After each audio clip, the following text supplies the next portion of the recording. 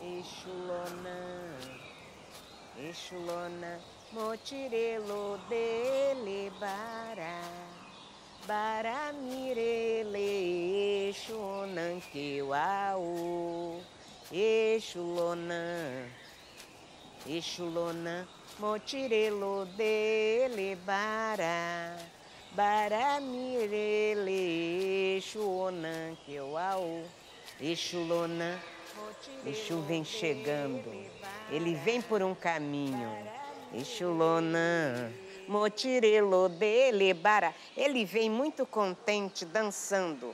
Lebara é o Exu do caminho, do destino, é separado de outras qualidades.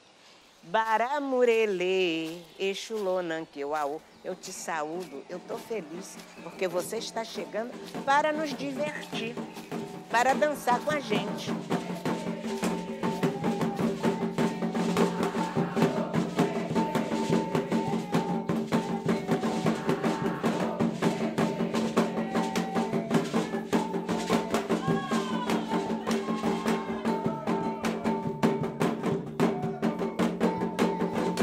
A música no candomblé, ela tem uma grande responsabilidade de manter vivas as tradições. Através da música, que vocês chamam música e nós dizemos cantigas. Cantigas, que em Yorubá se diz orim. A gente tem para trabalhar, para se fazer as oferendas. Nós temos as cantigas para as folhas. E as músicas de terreiros oriquis, né, são milenares. Aqui no Brasil, seculares. É uma cultura passada oralmente, né? E aquilo chegou aqui, foi se sedimentando, foi passando, mas tudo pelas vias orais.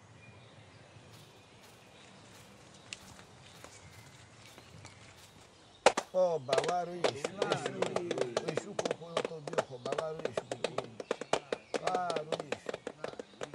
Ina mojubá, ina mojubá, ina mojubá, ina mojubá, ina mojubá, ina mojubá, ina mojubá, ina mojubá, ina mojubá, ina mojubá, ina mojubá, aquela samba, ina mojubá, ina mojubá, ina mojubá, laru, laru. O Ogã tem nas mãos o calor de uma festa.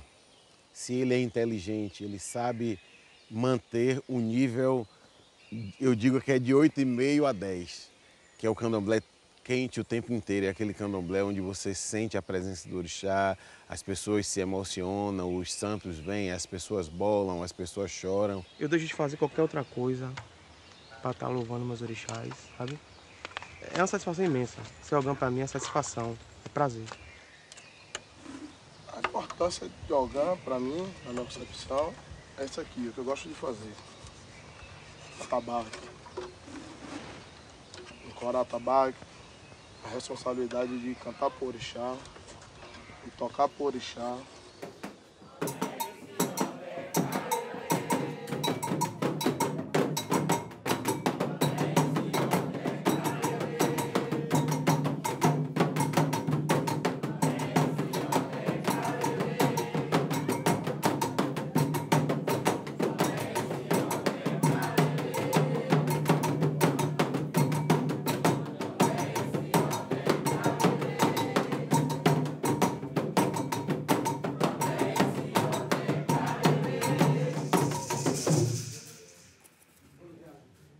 Minha relação com os tambores dentro do candomblé se inicia já dentro da barriga de minha mãe, né? Porque eu sou a 4ª geração e minha mãe, mesmo grávida, sempre dançou até os 9 meses, né? Então, ela já estava incorporada e eu ali já recebendo toda essa energia dos tambores.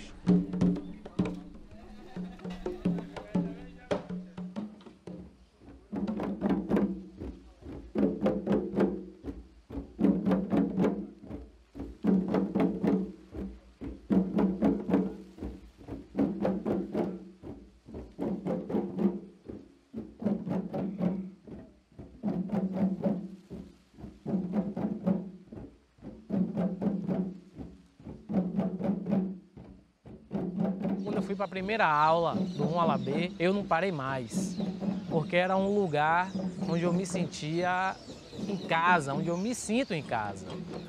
Então foi com o Yuri que eu comecei a entender nome dos ritmos, para qual orixá ele era tocado, e fui aprender a tocar as claves, principalmente, de um por um, diferenciar.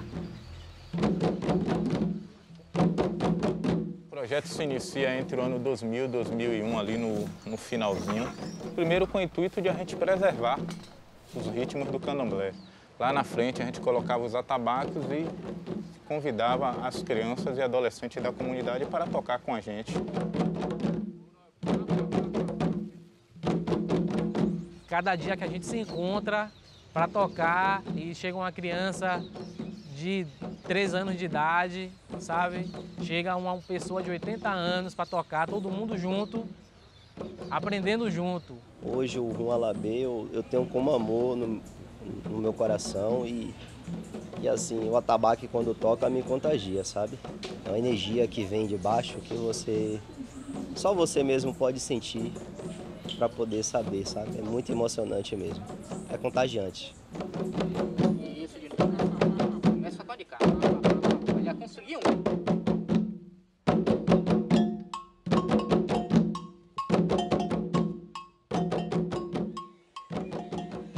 Um atabaque é apenas um atabaque. A partir do momento que ele passa pelo fundamento, ele deixa de ser um mero instrumento e passa a ser um objeto muito importante dentro do culto do orixá, porque é através da percussão, do canto e da dança que a gente invoca, que a gente convida e atrai os orixás para a terra. Basicamente existem esses 3 atabaques, são o Lé, o Rumpi e o Rum. Tem um segmento, começa do menor para o maior, sendo que o maior tem um toque diferenciado que faz o toque da marcação da dança de cada orixá. Então esse é o maior. Esse vai se chamar, conhecido como Rum, que é uma palavra, claro, pelo som Jej. O segundo vai se chamar Rumpi. E o terceiro é o único que tem o nome Yorubá, Lê. Lê significa pequeno. É o Rum que é o coração do atabaque. É o coração, o centro. Ele que impulsiona, que chama, que marca. Ele que, vamos dizer assim, acelera a batida do coração.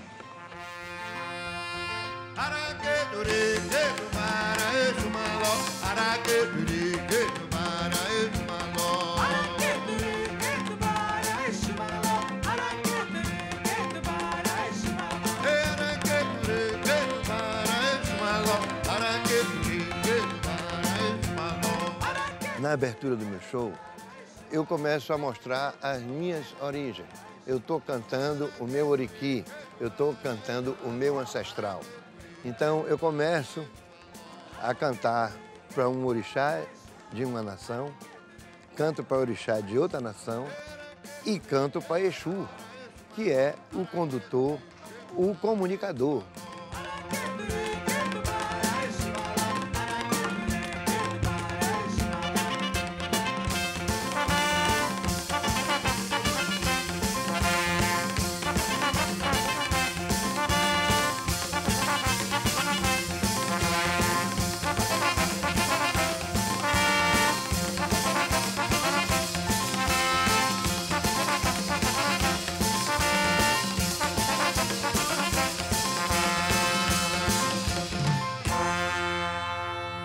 A música popular brasileira vem do candomblé. Primeiro, vou começar pela palavra samba. Samba é uma palavra africana de origem quibundo, que os negros angolanos trouxeram. E samba, a tradução da palavra, significa oração. Então, quando o negro estava na senzala, que terminava de seus trabalhos árduos, eles iam fazer samba. Isso começou a se impregnar em todas as pessoas. O ritmo, a melodia. O samba nós identificamos um toque de candomblé muito claro que gerou a célula fundamental para os diversos tipos de samba, que existe mais ou menos 200 subgêneros de samba, mas a maioria desses 200 segue a mesma métrica na sua menor porção. E esse toque é um toque que vem da nação de Angola, chamado Kabila. Dorival Caymmi, muito influenciado, totalmente influenciado pelo candomblé. A música dele, demais, muita influência. E aí todo mundo que veio depois, né? É natural que muita gente faz, né? Pobuceno já fazia isso com os batuques, o Abigail, né? com a afro-brasileira, o Moacir Santos. Então, isso sempre foi feito. O ritmo que foi mais incorporado aqui, até hoje é utilizado, é o Ijexá, por causa dessa facilidade rítmica, vamos dizer assim, né? De estar tocando...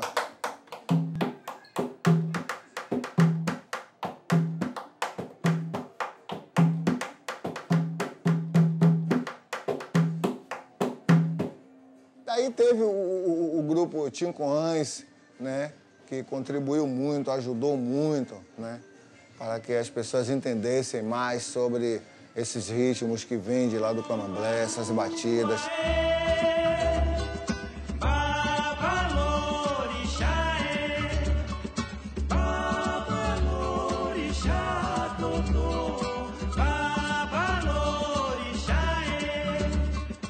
Era tudo muito espontâneo, entendeu? Não tinha nenhuma, digamos assim, disciplina, não tinha nenhum método específico. Eram experiências que elas iam sendo feitas, talvez até sem intenção de fazer.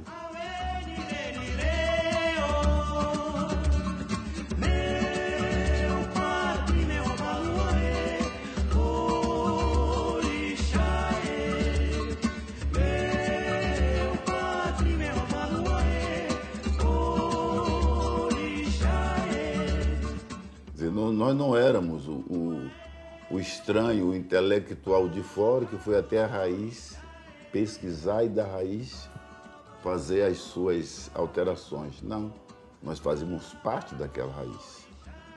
E na evolução do tempo, nós evoluímos também com a raiz e fomos fazendo, entendeu? Um trabalho baseado naquilo que nós éramos naturalmente. A gente está almoçando e está cantando, né? Ogundê, arerê, ire, ire, Ogunjá, Coroamadê, arerê, ire, ire, Ogunhaô. Entendeu? O aprendizado era esse, o ensinamento também era esse. O som para o candomblé, ele está ligado a tudo que a gente faz. A partir do momento que a gente chega na roça, a gente bate um paó, é o barulho do adijá, é o barulho do atabaque. E esse rio, esse correr do rio também é axé. É o barulho que você vê da natureza, é o barulho do pássaro, tudo isso é impregnado de axé. O axé, ele está no mundo que nos rodeia, nesse mundo natural, no mundo humano.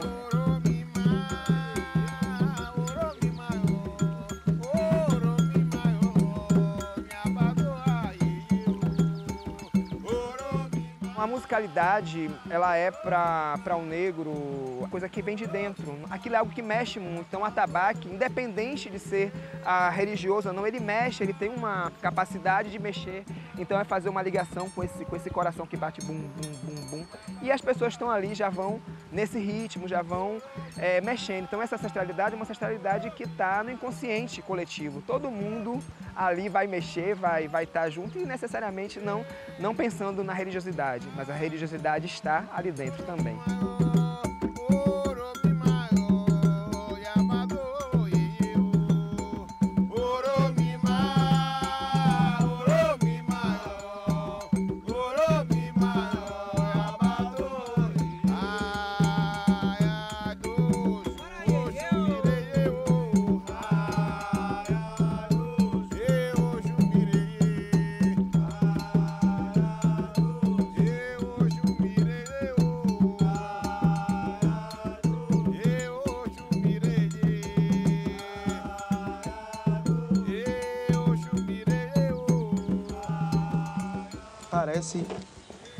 um instrumento simples, mas a gente começa por aqui, ó. Quem não começou pelo Gã, eu não acredito. A gente começa por aqui. Tem o agogô com os demais atabaques para manter o ritmo, né, básico. Então, quem começa, pelo menos lá no terreiro, em geral, o agogô. Ele começa a marcar, alguém puxa a cantiga, pai de santo, o alabê, ou uma filha de santo mais antiga, puxa aquela cantiga que deve ser cantada, e o tocador do agogô tem que saber qual o ritmo que deve acompanhar aquela cantiga. O Gã, o agogô, é um instrumento mestre. O agogô é quem dá a ordem, é quem marca o compasso.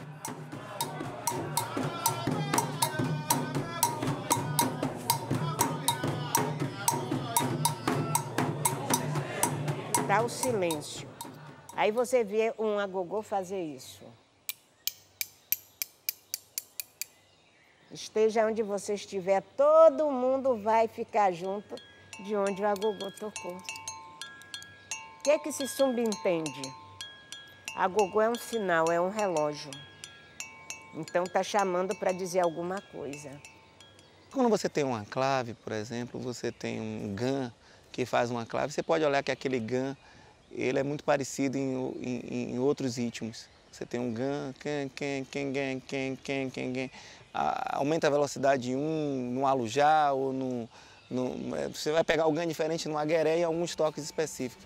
Mas você vai pegar esse Gã e você vai ver que esse Gã que está ali, que é a célula mãe, né, que vai entrar depois o rum, o pi, o lé e o canto e tudo mais, que cada um entra exatamente no lugar certo, mas você nunca sabe onde é o lugar certo. Porque não é qualquer encaixe, vamos dizer, né? Ele tem um lugar muito certinho, claro, né? Só que, para quem não conhece o repertório, muitas vezes parece tudo igual, até perceber que são várias estruturas rítmicas e que tem um jeito certo. Você tem duas partes assimetricamente distribuídas nesses padrões rítmicos, então você está deslocado, mas ao mesmo tempo eu acho que nenhuma pessoa que não seja exatamente do grupo dos músicos vai perceber isso. No todo soa assim, né? Mas não tem um ritmo, tem um andamento, tem uma certeza, sabe, de que vai se mudar agora o movimento, sabe? O movimento tá assim, assim, assim, assim, de repente mudou. Isso tudo é sincronizado.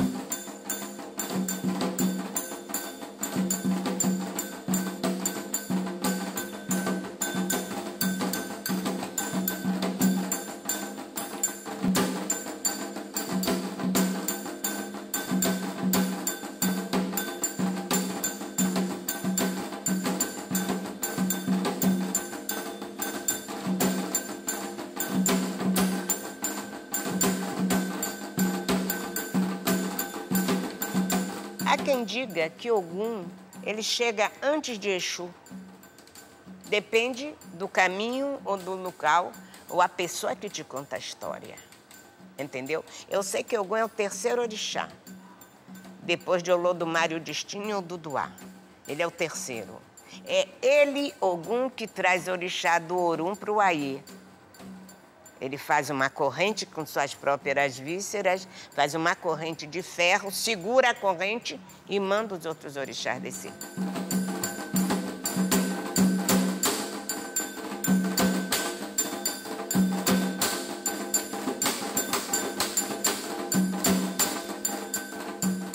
É muito rápido, ele está lutando, ele faz isso, ele vem lutando. Quando você faz no rum, é o momento que ele vai no chão e ele luta contra um inimigo invisível e quando o rum acaba de dar as notas que fala com o corpo, o orixá solta e volta à posição anterior, que é lutando e girando 360 graus, vai na rua, volta e vem e vai para quem está tocando e começa a lutar.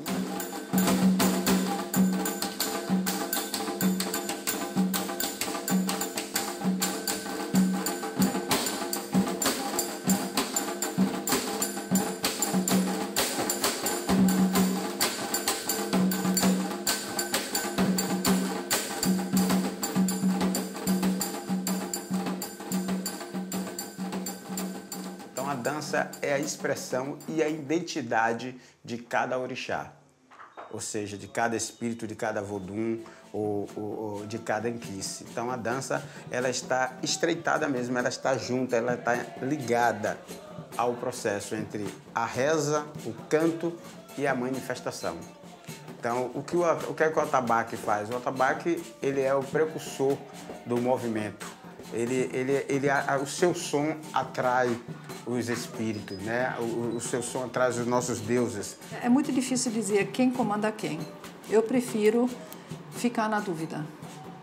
Não sei se é o orixá que comanda o rum, se o rum que conduz o orixá, se trocam os papéis. Eu acho que é uma simbiose muito, muito forte, entende? É muito difícil. É igual a velha história da galinha com ovo, entende? Não sei se tem como dizer.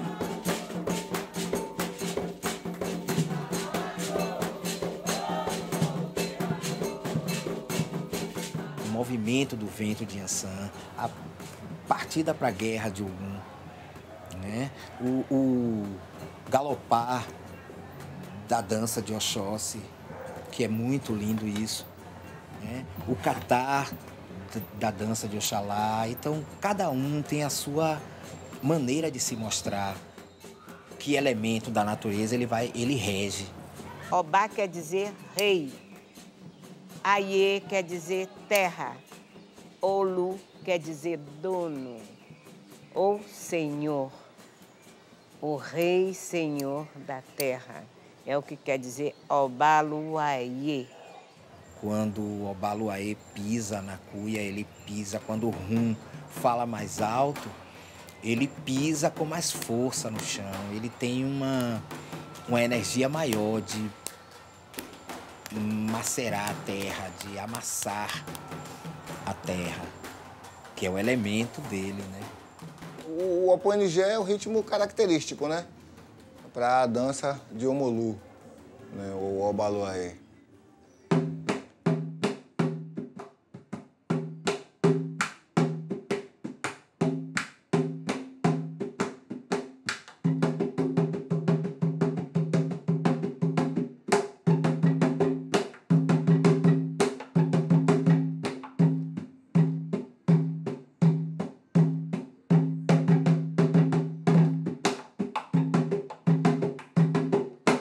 A pessoa que pega o rum, ela tem que conhecer o rum desde pequeno, porque ele tem uma grande responsabilidade. Outrora, a pessoa, para pegar o rum, tinha que ser feita para tocar rum.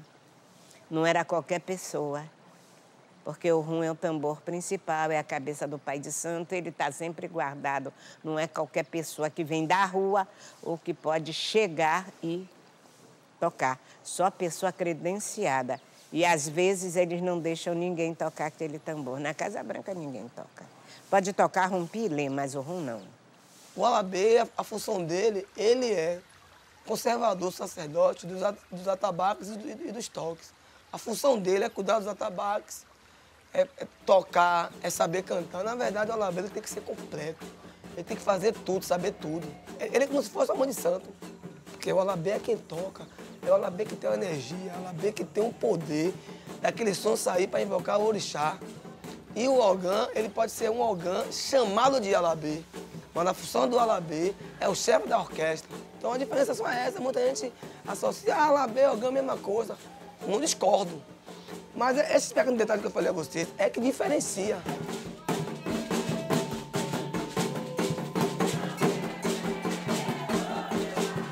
Os ogãs são os sacerdotes responsáveis pela invocação do orixá. Eles são responsáveis pelo toque, pelas oferendas, pelo cântico, por tudo que é necessário para que o orixá fique perto de nós. O alabê, na afirmação, ele recebe uma guidavi para ir tocar o atabaque. Quando confirma o ogã ele não recebe o guidavi. Ele recebe as boas-vindas dos irmãos e vai sentar na cadeira, né? O orixá senta ele TV na cadeira, ele vem, né? É o mesmo processo, então assim, essa pequena diferença é que muda o contexto do resultado, do significado do alabê para o ogã e do ogã para o alabê.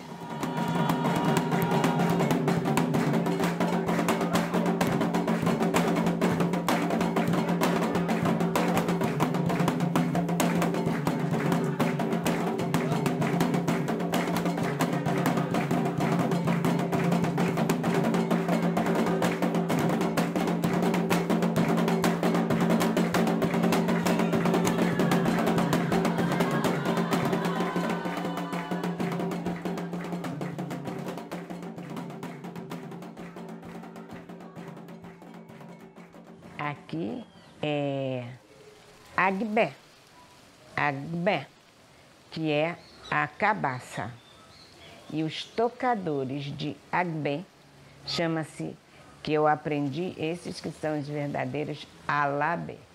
A palavra Alá quer dizer o Senhor, ou aquele que guarda, alagbé, ou alagbé, o Senhor dono do agbé, que é isso. Vamos de ritmo, Congo, da nação Angola. Vamos pegar a base de Kugu, Kaka, Open e Slap.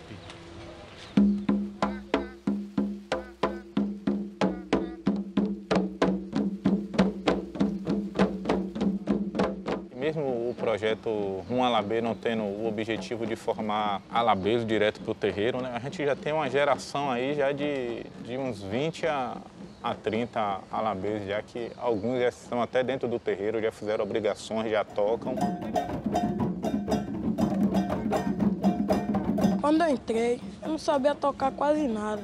Aí tio Yuri foi começando a me ensinar as coisas, eu ia tocar com ele.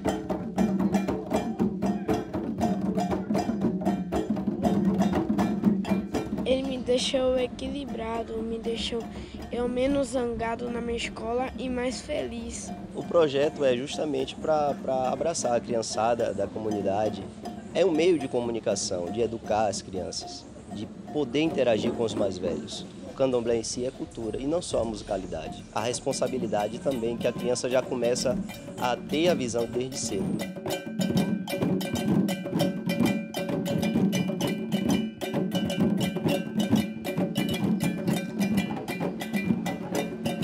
Muitos dos que estão ali, os pais já foram, ou a mãe tem 5, 10 filhos e cria todos eles na batalha, lavando roupa, vendendo geladinho, fazendo limpeza. Então, é preciso também que a gente crie a consciência que a gente tem que dar a volta por cima e não perpetuar o sistema que aí já está presente. A arma é musical, não é? Então ela contribui há muitos anos, há muitas décadas, para a integração dos africanos na sociedade brasileira. No terceiro capítulo, eu abordo o caminho para ser um alabê, o conceito de ser um alabê e seu papel dentro do candomblé.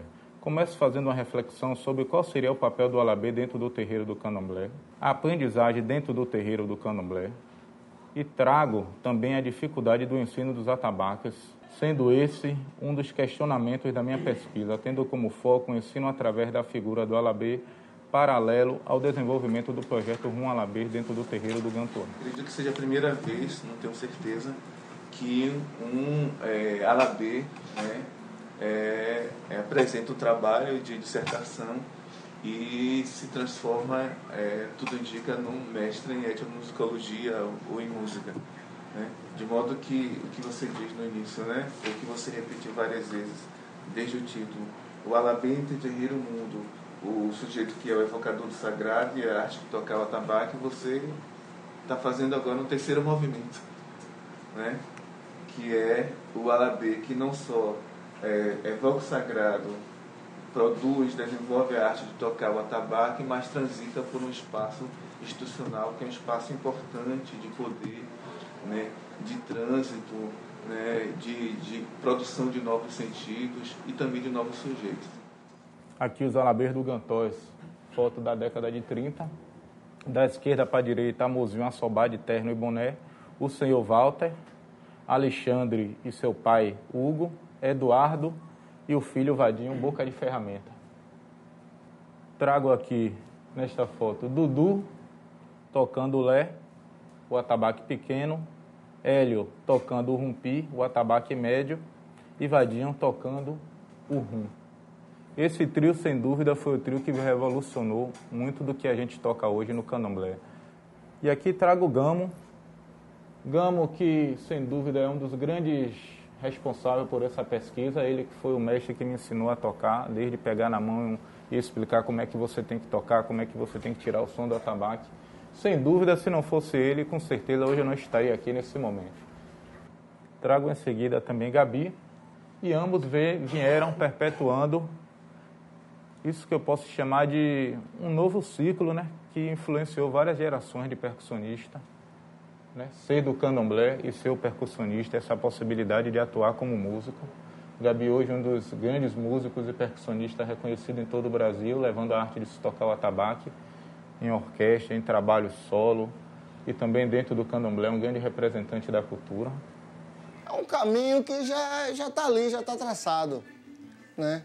Já está traçado, porque uma vez que a pessoa está ali dentro do terreiro, já aprende a tocar vários ritmos diferentes, entender a música com facilidade, né? Saber o que é dinâmica, saber o que é improvisar, saber o que é tocar forte. Acabou. É só chegar um pouquinho cá fora, dar uma volta na academia, estuda um pouquinho do papamama, o blá blá blá. Aí vai o beabá e é muito mais fácil. Agora, é difícil um percussionista que vive já tocando nas academias, que tem que estudar, que tem isso, tem que aquilo, chegar no terreiro e tocar. É muito mais complexo, né? Eu acho que, no meu pensamento, a música tem que estar perfeita. Se ela não estiver perfeita no momento, não tem resposta. Raramente acontece, mas acontece. Uma vez eu gravei um momento desse que alguém começou a tocar, parou e corrigiu, porque o encaixe do ritmo na melodia estava fora do padrão. Várias vezes eu presenciei cenas assim. Até eu acho que já aconteceu comigo também. Alguma vez, não me lembro quando, mas eu sei que já aconteceu. De eu tocar alguma coisa errada e o orixá parar e só te olhar. Aí você já sabe que tá errado. Se ele parou de dançar, se ele parou de se manifestar, é porque alguma coisa tá errada. Porque tem orixá que ele espera você dobrar no rum para ele começar, entendeu? Fazer a coreografia dele. Se você não sabe, se você está perdido, o orixá faz e você não dobra. Então não existe o contato, a conversa paralela, porque tem que ter a conversa paralela, o rum, o alabê com o orixá. Isso é importantíssimo. Você toca em cima do orixá que está dançando. E às vezes você capricha nas variações musicais pelas variações que estão sendo oferecidas pelo orixá que está dançando, entendeu? São os chamados pés de pincel.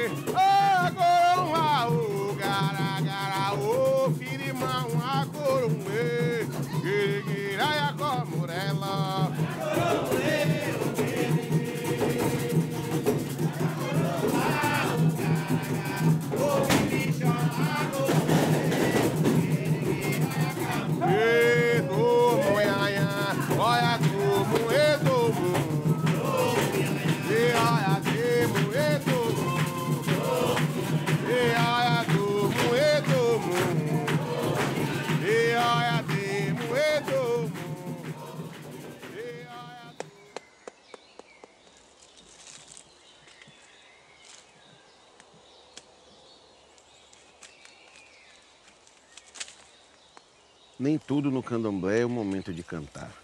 Você, assim como tem o momento de cantar, você precisa entender o momento do silêncio. Que é nesse momento do silêncio é o momento da concentração. É o momento que você deixa a energia fluir.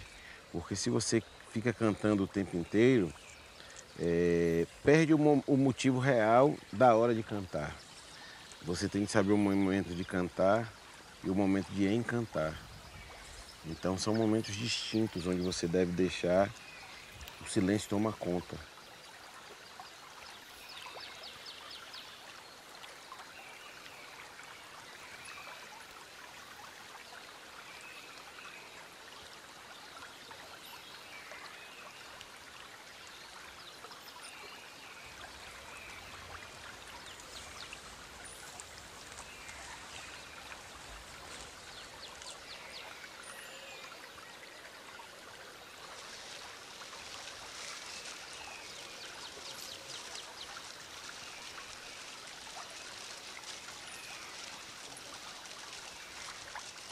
Exu, ele é o orixá do barulho, ele é o orixá do movimento, né? E conta o mito que Exu era quem tocava os atabaques. E no começo da humanidade, quando os orixás vieram aqui para o Uaiê, eles tinham que estar todo o tempo dançando. Exu tocava muito, tocava muito, tocava muito. E aquilo começou a cansar. E os orixás falaram, não, a gente tem que pedir a Exu que pare de tocar, que pare de tocar, que pare de tocar. E pediram a Exu, e Exu parou de tocar. Quando Exu parou de tocar, foi passando o tempo e o culto foi morrendo, porque o que dava vida ao culto era o atabaque. E aí os homens esqueceram de dançar, esqueceram de arriar oferendas, porque o atabaque acordava isso. E aí os orixás viram que sem atabaque não podia ficar, aí foram atrás de Exu. E aí falaram, Exu, volta a tocar, a gente precisa do atabaque, a gente precisa do som. E Exu pegou e muito orgulhoso disse, não, eu não vou tocar. E eles pedindo, Exu falou, não, eu vou pegar uma pessoa, um amigo, vou pegar o Ogã e vou pedir que ele toque para mim. Mas eu não toco mais. Então o Ogã foi e tocou. E o Ogã é o grande amigo de Exu, né? E só é possível o candomblé, só é possível essa ligação ao extremo, a ligação do transe através do atabaque. O dono, o espírito que mora dentro do atabaque, chama-se Ayangalu. O culto dele foi esquecido no Brasil, mas em Cuba é muito vivo. Eu estive em Cuba e lá se cultua Anhã, o orixá que fala, através do corpo de madeira e o couro que cobre aquele corpo de madeira. O Brasil tem a memória das obrigações, de dar o tambor a obrigação da qual ele se alimenta, como qualquer orixá, mas esqueceu do culto de Ayangalu. O atabaque, ele faz uma certa obrigação, né? O atabaque, ele come. Essa obrigação fortalece, né? Para ter a comunicação, o orixá com o atabaque. Então, o atabaque precisa estar fortalecido. Bom, o processo de iniciação, propriamente dito, não pode ser revelado, né? Mas os atabaques, eles são recolhidos, assim como nós, eles têm um orixá específico de cada um deles, tem um nome e tal, mas é um processo interno. Chegou gente aí. Ele passa por fundamentos lá dentro que, a partir desse momento, ele deixa de ser apenas um instrumento de percussão e passa a ser algo encantado para a gente.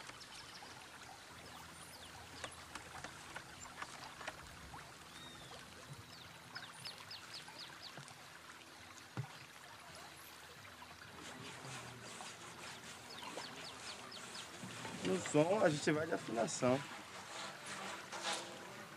A cada tabaco desse aqui tem uma afinação. A gente tem que apertar para ver até quanto está legal para poder tocar. Eu conheço atabaques que são feitos de tronco de madeira, em poucos axés hoje. Mas antigamente eu vi os 2 atabaques ou 3 lugares que eu ainda via atabaque feito de uma madeira única.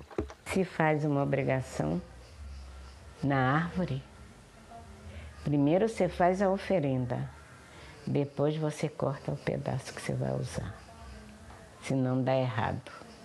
Tudo que você fizer com ele vai dar errado. Então se faz uma oferenda, se corta o que se vai usar e cava-se. Esse logo se vê que ele é cavado. A origem é a fon. E quem toca, entre os fon, quem toca esse tambor, eles têm o nome de rontó. Eles guardaram a memória e aqui, quando eu vejo tudo isso, aquele que não guardou o formato, guardou o ritmo na cabeça. Os negros não chegaram com instrumento nenhum. Eles não chegaram no navio negreiro trazendo instrumento, trazendo a roupa, nem tinham nem roupa, né? Chegaram.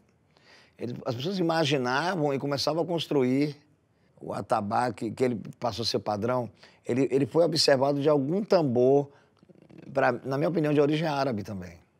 Porque a construção é muito semelhante, como esses tambores eram menores, mas a construção era semelhante, de feixe com argola, é isso que eu estou falando, a parte física dele, né?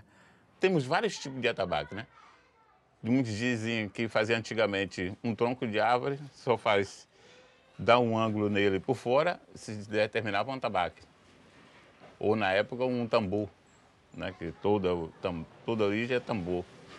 E o atabaque tem um atabaque charuto, que é aquele mais reto, né? Tem uns atabaque bojudo, essa barriga dele aqui, que é o bojo que nós chamamos. Porque o bojo que acumula o som, depois que sai. Então, se não tiver um bojo adequado, né? Para ter um grave, um médio, um agudo, e aí ele se perde.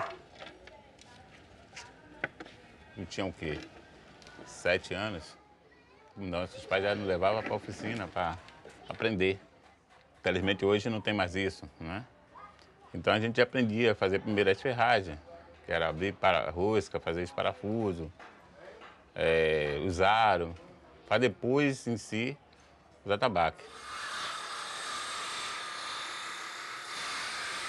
Antigamente era tudo feito na mão. Hoje em dia tem máquina.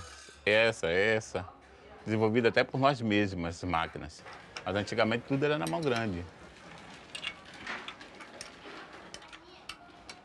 Essa azaduela aqui era feita na mão grande, uma a uma.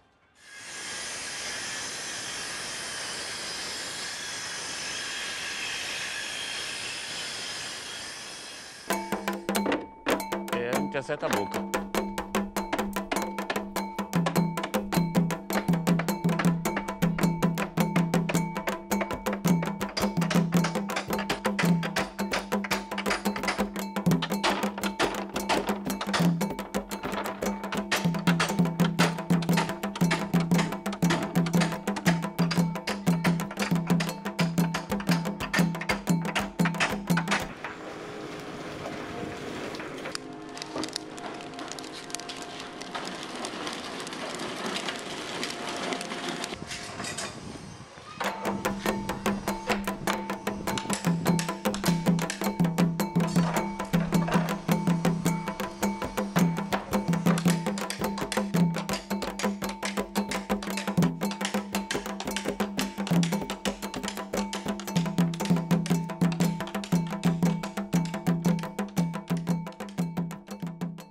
Os navios vieram com os escravos, cada um foi para um lado, cada um foi para seu quilombo, quem fugiu foi para outro, e cada um trouxe o seu acervo musical, o seu acervo religioso. Então passaram aquele conjunto de músicas, outros passaram outros conjuntos de músicas, uns cantam isso, outros não cantam nada daquilo, cantam outras coisas.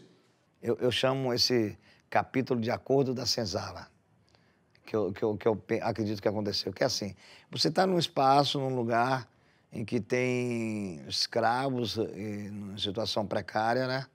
Em que um dia na semana eles podem praticar música. Só que quando eles estavam lá, imagine que no mesmo ambiente poderia ter um cara de Moçambique, aqui do lado, banto, com um idioma completamente diferente, perto de uma pessoa de Daomé, falando fon, perto de um nigeriano, falando Yorubá. Então, culturalmente, essas pessoas tinham culturas diferentes e tocavam diferente. Um tocava mais com a mão, um tocava com uma baqueta, com um agdavi só.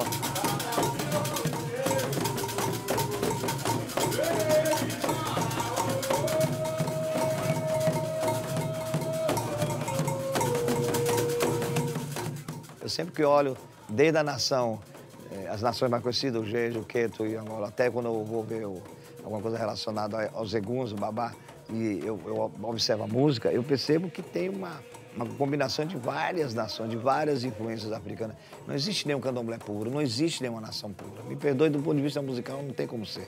Você percebe a influência clara de uma para outra, no toque de mão, quando vai tocar, toque tal, e para de tocar, quando Davi vai tocar de mão. O cara já foi para outro lugar da África. Quando ele fez isso, ele andou 2.000 quilômetros. Embora já tenha algumas coisas escritas, mas a cultura da afrodescendente é oral, é passada de boca em boca. Muitas vezes isso pode enriquecer ou distorcer a forma da música como ela é. O Yorubá, que se canta aqui, chegou 100, 200 anos atrás e se abrasileirou, vamos dizer assim. Ele pegou a sintaxe, o sotaque do português, indiscutivelmente. Então, claro que as pessoas mais velhas, que aprenderam com os mais velhos, podem dizer o que aprenderam com os mais velhos em relação ao significado da cantiga, apontando algumas palavras, como dizendo, isso significa isso, isso, aquilo. Mas Yorubá é uma língua tonal. Então, se você não tem o tom certo entre o grave, agudo, médio, né, a melodia que vai de cima para baixo e vai ondulando, se você não tem isso, o significado se perde. Tem uma infinidade de cantigas, né, numa casa só, que são parecidas com o repertório, né, as cantigas de uma outra casa da qual ela descende, mas ao mesmo tempo tem algumas diferentes. Então, assim, é muito difícil de mencionar isso. Quantas cantigas tem, quais, né, você tem algo em comum, você tem algo diferente, porque vai migrando. Né? Então, dentro desse universo, você tem uma percepção, talvez, do conhecido, né? Quando você vai numa festa, conheço. Não, essa daí não conheço, mas é o mesmo ritmo. O ritmo conheço, mas a cantiga não. Tem músicas que eu aprendo um dia, no outro dia já tem outra coisa que eu nunca ouvi falar. Isso em todos os sentidos, desde os afros, dos orixás, inquices e voduns, até os dos caboclos, né, que são os nossos orixás brasileiros. É muita informação, eles são muito criativos, principalmente os caboclos, assim, muita coisa, muita música diferente, a cada festa é uma novidade. O caboclo, como entidade, ele cria, né? Ele recicla, ele traz da memória, do ar, do contexto. Eles passam uma mensagem, às vezes ele está ali cantando uma canção, mas ele está lhe dando um aviso. Ele está se comunicando com você através da linguagem musical. Tem relatos de que no Queto, até os anos 40, 50, sim, as mães de santo criavam cantigas ainda porque dominavam o Yorubá. Né? Ou talvez no fundo da mesma forma, não sei. Né? Com a perda do domínio sobre a língua falada, então, de fato, não tem mais um acréscimo, tem um decréscimo de cantigas. Gravou a letra, né? Niro. Niro, rapaz. Entendi, Niro. Enizé, Kinizé, Udu. Yemanja o Akota Derese. Yaurumio. Equinigé, um gelo do Iemanjá, a cota delece, Yaodomio. Yaoroniro, Enilé, Nilé, Lodô, Iemanjá, a cota pelepe, Yaoroniro, Enilé, Nilé, Lodô.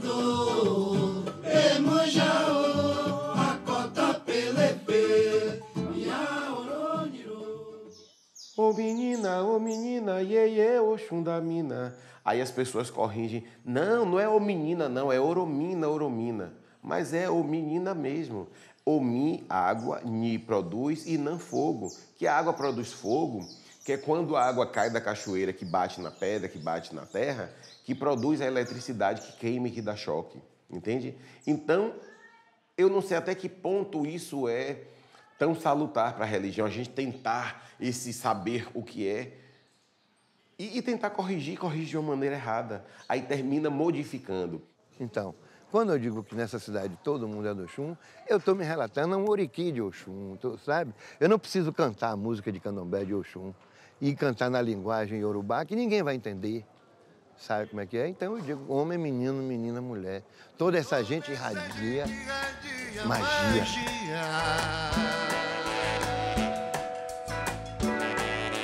Presente na água doce, presente na água salgada, e toda a cidade brilha.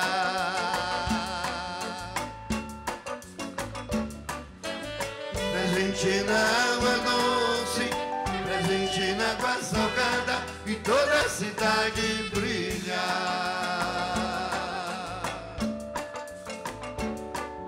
Seja tenente ou filho de pescador,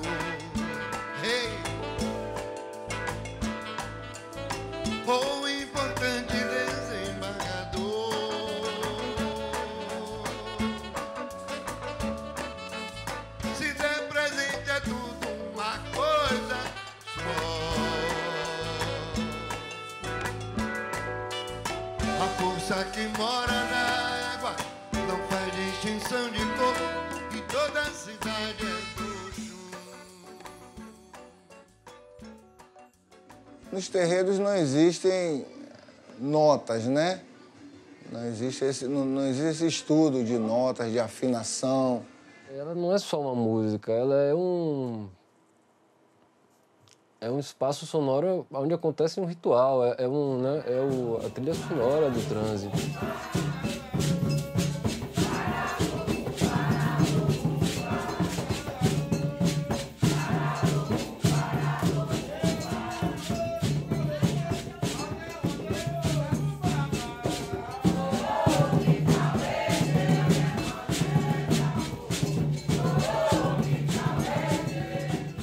Não é a nossa afinação ocidental tradicional, né? Não é a nossa escala temperada como a gente conhece. É outro tipo de coisa, é microtom, é outra relação harmônica, não é necessariamente uma terça maior, uma terça menor, às vezes é na metade, é no between, e uma hora é mais assim, na outra hora é mais assim. É uma coisa muito orgânica, não é, eu diria assim, não é rígido.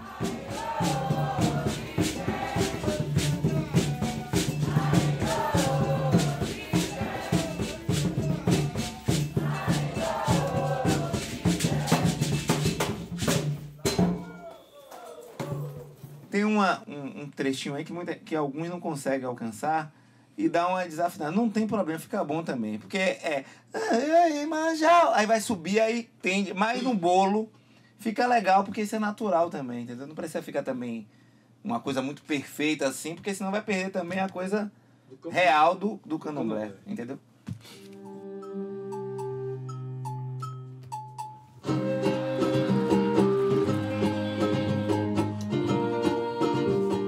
Esse CD vem uma música minha que é chamada de Rum Rum Pilé, que é os atabaques, é uma homenagem justamente aos atabaques, aos pais da música.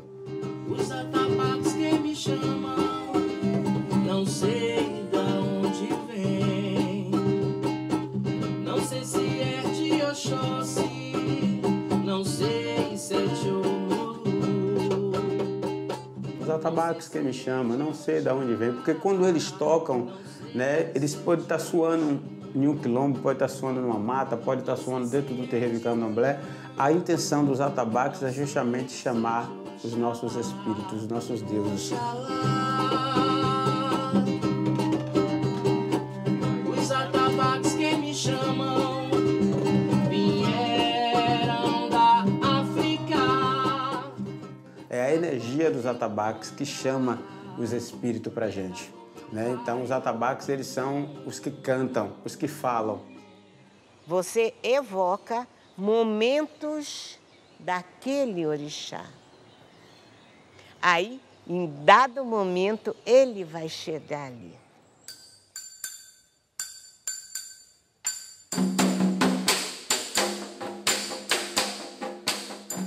Quem é Iemanjá? A grande mãe.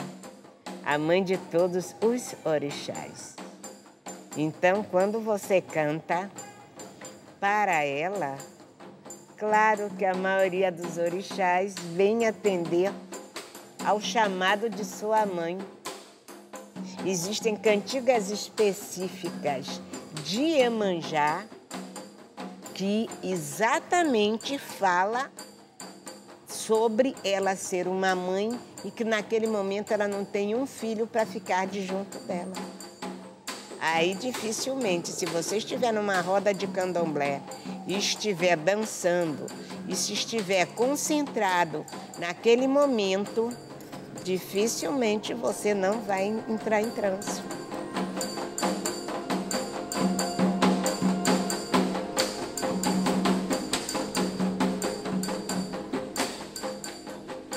Para nós, né, que está no nosso DNA, ela é muito mântrica, né?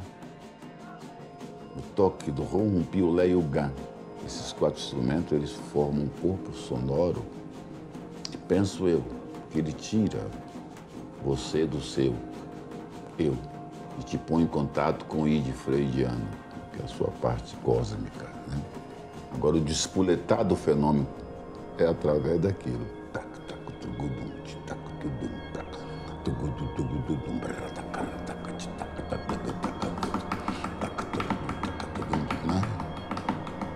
Isso repetido, daqui a pouco você deixa de pensar.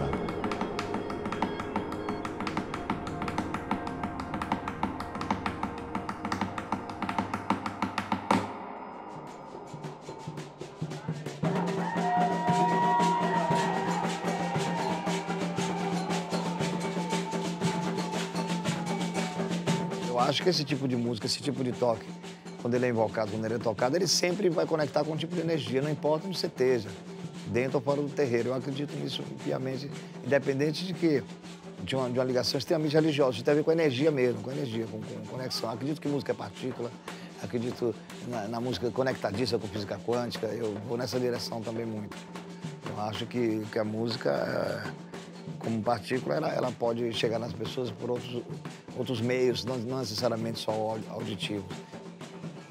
Existe determinada coisa que eu posso estar com o andador que eu entro em transe. Posso estar com a muleta, eu posso estar sentada assim. Determinada letra, determinado movimento do tambor, determinada nota dele com o meu orixá, a sintonia. Candomblé, para mim, a rasteira que se dá nesse convite para o santo é através da emoção. Quando o negócio toca direito, que o coral é bom e o atabaque é bom, Ave Maria, me emociona.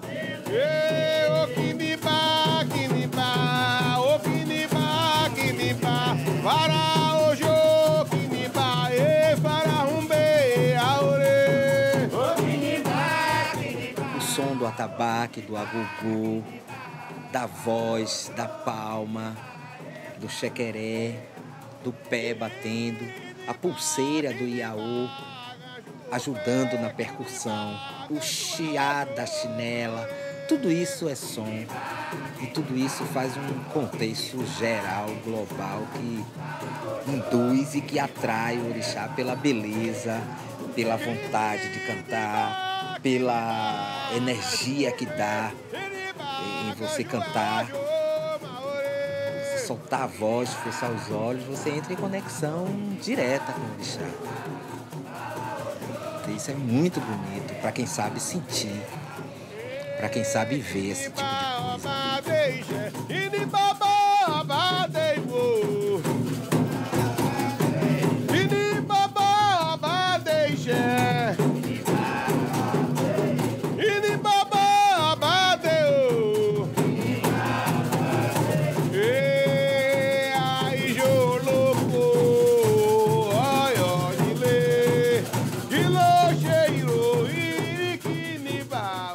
Talvez a essência seja essas claves hipnóticas, sabe?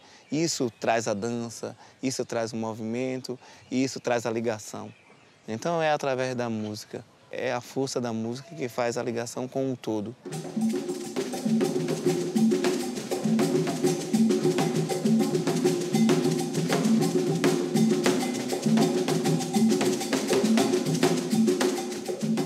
A ideia é utilizar o ritmo como motivo. É o motivo, eu acho que o principal motivo da Afro Sinfônica, ela nasce do canto e do ritmo, ou seja, como é no candomblé.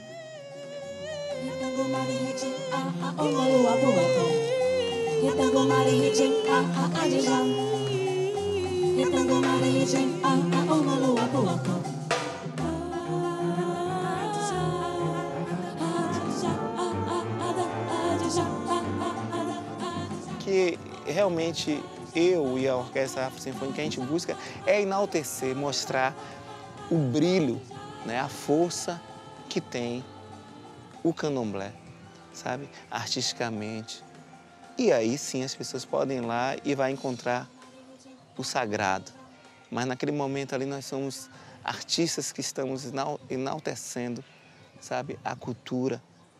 Quando eu vi o Opanigé, a primeira vez que eu vi um Opanigé ao vivo com os Três Atabaques. Com os Três Atabaques tocando, até lembro meu grande amigo Valnei tocando lá.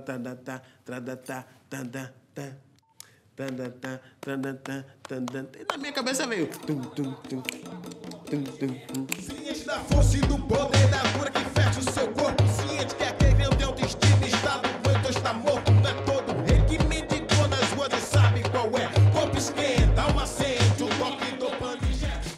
verdade, é o sagrado com o político, né? Exatamente. Exatamente. É a junção do sagrado com o político. O sagrado tá no toque em si.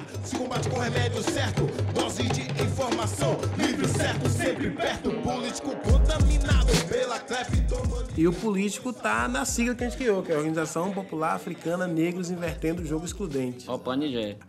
A minha relação pessoal, Lázaro, com o candomblé, me surgiu muito por conta da música. Não tinha muito contato, até que eu fui trabalhar num terreiro de candomblé.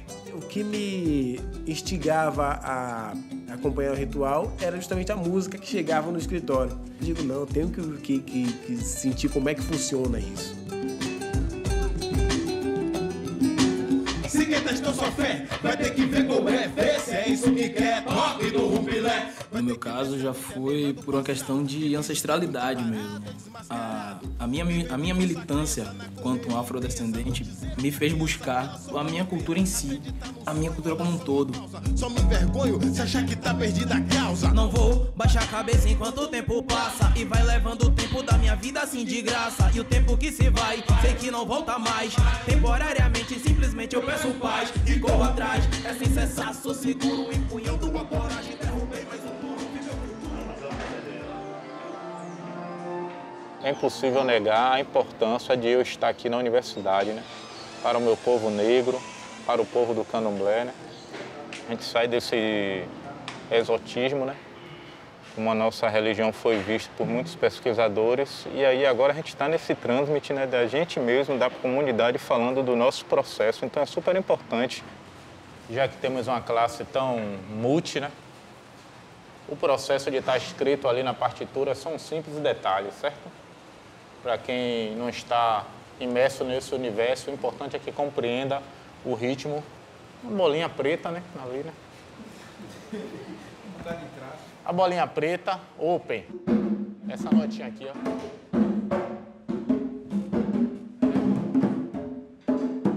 E o triângulo slap. Através da oralidade, os africanos construíram tudo isso no Brasil. Só que chegamos em um momento que os saberes oficiais eles têm que entrar em diálogo com essa realidade, porque essa é uma realidade, é uma forma que ela se mantém há milênios. Já aquecemos, né? Vamos para o ritmo Kabila ou Cabula, nação Angola. Primeiro sistema lá em cima. Pá, pá, pá, pá, pá, pá, pá, pá, pá. O agogô.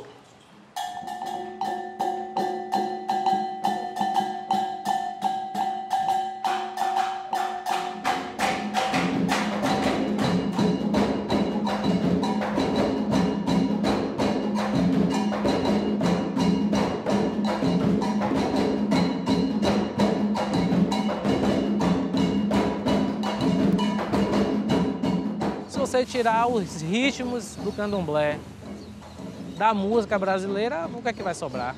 Baião, samba, com suas várias designações, samba chula, samba de roda, samba duro, coco.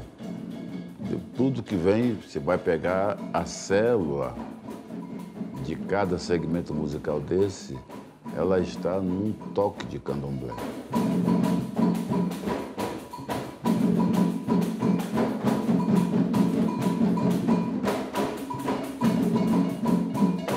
Cara, presta atenção na música brasileira para você ver como o candomblé tá dentro de todos os tipos de música. Até do rock, o candomblé tá presente. Tá inserido. Você pega o funk carioca, muito aquele tum tchá tchá tum tum tá tico pum pá pá tum tum pá tico tum tá tum tum tá tico, que é o congo que a gente ia tocar, o congo de ouro, né? Ele que é tocado muito no banda, influenciou essa música que já está influenciando muitos artistas norte-americanos.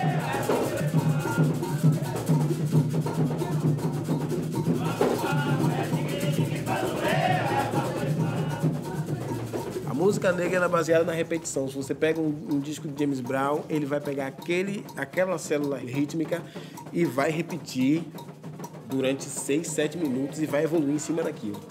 Se você entra num terreiro, você vê o rum, você vê o rumpi, o lé e o gan.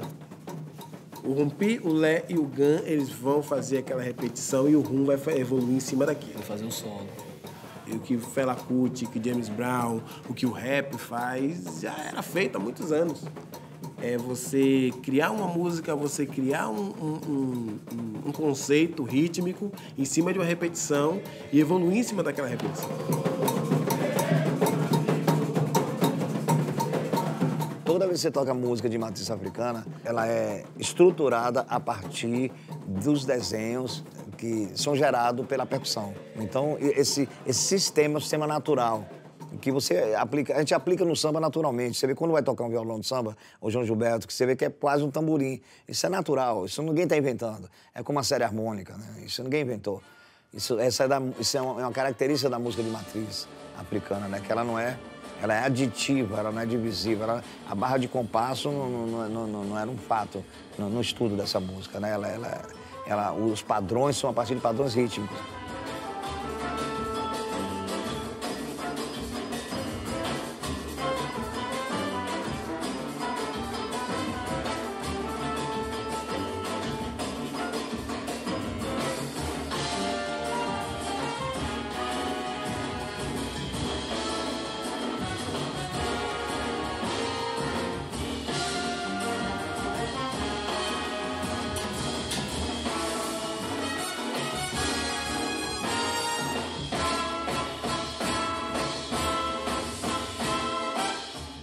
A Orquestra Rompilés era um cartão de visita de uma ideia. Ela surge com uma necessidade minha de observar esses sistemas da música baiana, principalmente, e como elas eram organizadas, como não tinha rigor. Quando tocava determinado clave, chamava o desenho tal, a variação, e isso com o movimento do corpo também. Eu fiquei observando e comecei a fazer música. Acho que a importância de Gabi é na ponte que ele faz entre a música sacra e a música popular. Ele sabe exatamente como faz essa transmissão do sagrado, do mágico com a música na rua. Eu pensei na ferradura e foi a fórmula que eu achei de botar a percussão em destaque na frente e depois por causa da ferradura, que para mim tem uma lembrança de força, lembra Ogum e já foi tudo junto aí. E o fato de botar eles vestidos a caráter também é para poder forçar ainda mais esse lugar de colocar a percussão na sala de estar, vamos dizer assim, né?